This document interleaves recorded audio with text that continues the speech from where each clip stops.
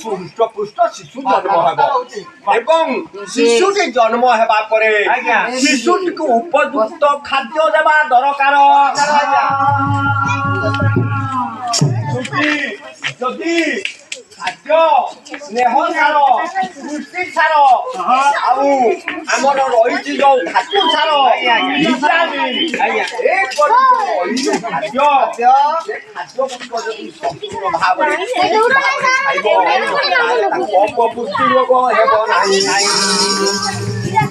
ତେଣୁ ଏ ଅପପୁଷ୍ଟି ରୋଗକୁ ଦୂରେଇବା ପାଇଁ ଆମ ସରକାର ଆମର ସମନ୍ୱିତ ଶିଶୁ ବିକାଶ ଯୋଜନା ଆପଣ ମାନଙ୍କୁ ଆଜି ସଚେତନତା ମାଧ୍ୟମରେ ପାଲା ମାଧ୍ୟମରେ ସଚେତନ କରୁଛନ୍ତି।